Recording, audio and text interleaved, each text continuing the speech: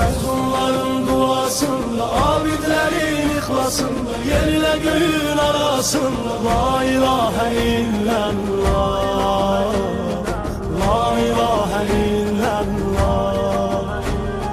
Mezunların duasında, abidlerin ihlasında, yer ile göğün arasında la ilahe illallah, la ilahe illallah.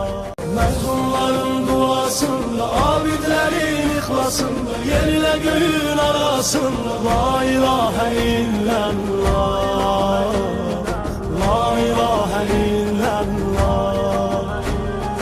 Mezunların duasında, abidlerin ihlasında, yer ile göğün arasında la ilahe illallah, la ilahe illallah.